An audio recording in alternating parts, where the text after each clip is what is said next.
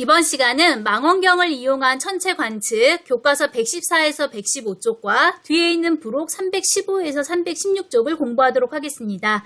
이번 시간에 함께 공부하면 천체 망원경의 구조와 조립 방법 그리고 관측 방법을 알 수 있습니다.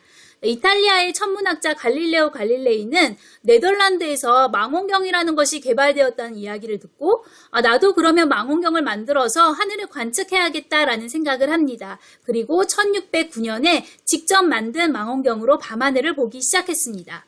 그때까지 사람들은 달이 매끈한 구라고 생각했습니다. 그런데 망원경을 통해서 보니까 달이 울퉁불퉁하면서 생각했던 매끈한 구의 모습이 아니라는 걸 알게 되었고요.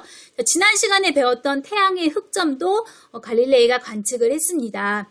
또 지구에서 약 6억 3천만 킬로미터나 떨어진 목성을 중심으로 도는 위성 4개의 이오, 유로파, 가니메데, 칼리스토 얘네들을 관측하게 됩니다.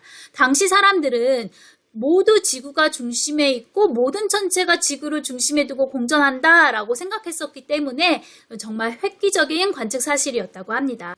천체 망원경이란 천체에서 오는 빛을 모아서 천체의 상을 만들고 이를 확대해서 멀리 있는 어두운 천체를 관측하는 도구입니다. 맨눈으로 보면 아무것도 없는 것처럼 보이는 부분도 망원경으로 보면 많은 별들을 볼 수 있게 됩니다. 먼저 천체 망원경의 구조를 살펴보도록 하겠습니다. 천체 망원경에는 굴절 망원경, 반사 망원경, 전파 망원경 등이 있는데 우리는 굴절 망원경에 대해서만 공부해 보도록 합니다. 먼저 삼각대입니다. 삼각대는 망원경이 흔들리지 않도록 단단히 고정해주는 역할을 합니다. 가대는 경통과 삼각대를 연결해주고 조정 나사를 이용해서 망원경을 원하는 방향으로 움직이도록 조절해줍니다.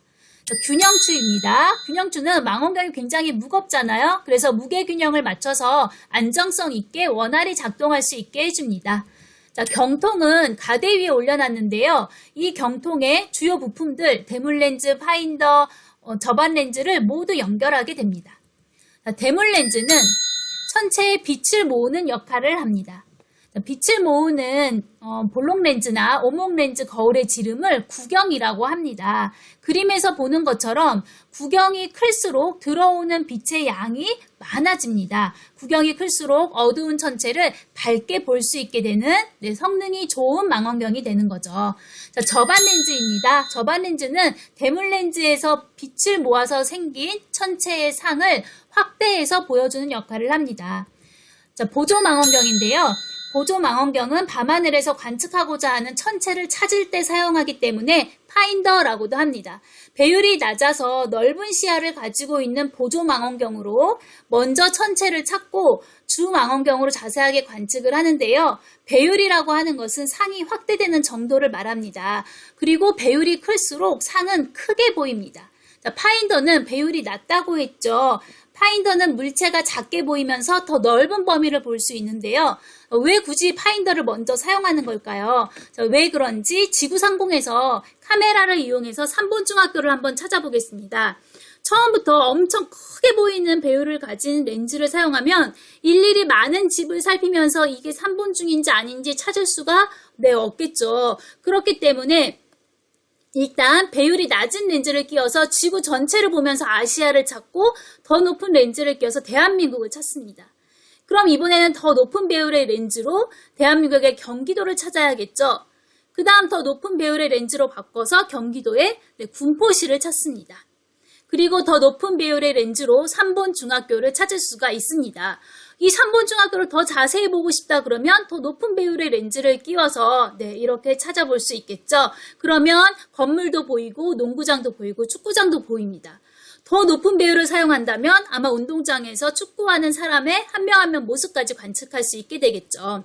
즉 파인더로는 관측하고자 하는 대략의 위치를 찾고 접안 렌즈로는 그 관측하고자 하는 천체를 자세하게 관측하는 것입니다.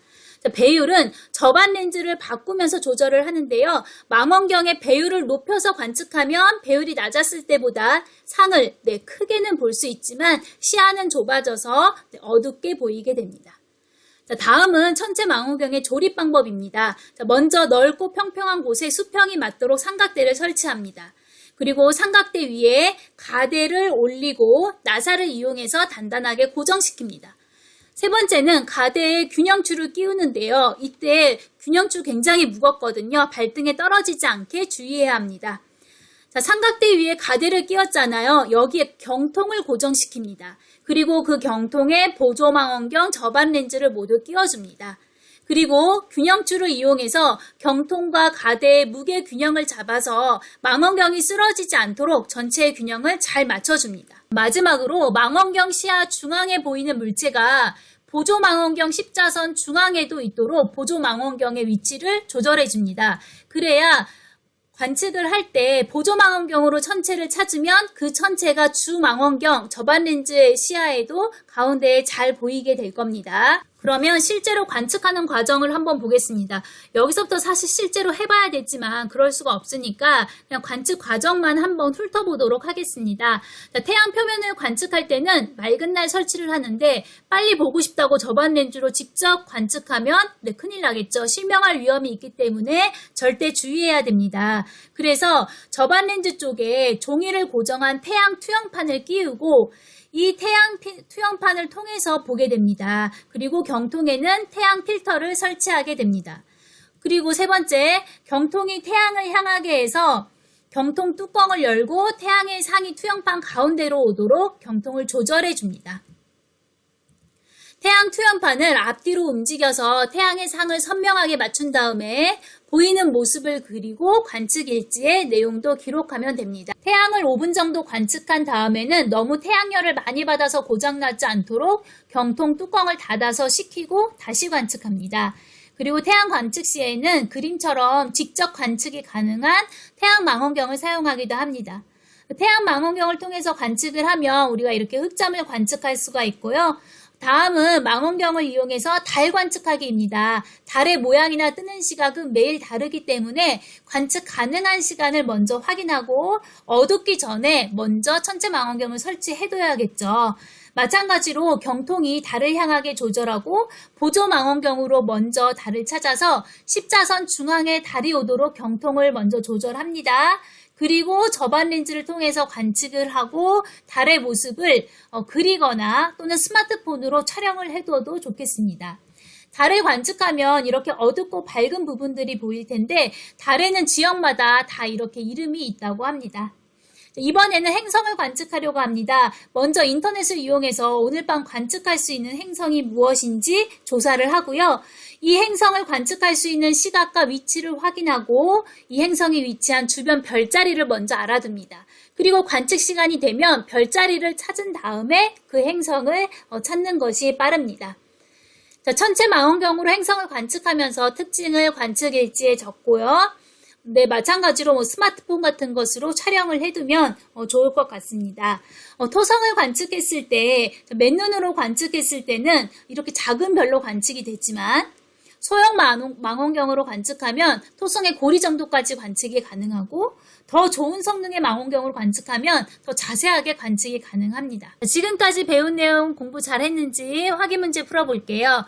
자, 먼저 천체 망원경에서 빛을 모으는 부분은 어디였죠? 네, 대물 렌즈고요. 천체의 상을 확대해주는 역할을 하는 부분은 접안 렌즈입니다.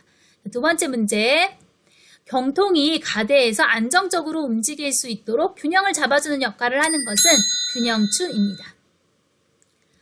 자, 다음 시간에는 교과서 앞으로 넘어가서 90에서 91쪽 지구의 크기를 측정하는 방법에 대해서 공부하도록 하겠습니다.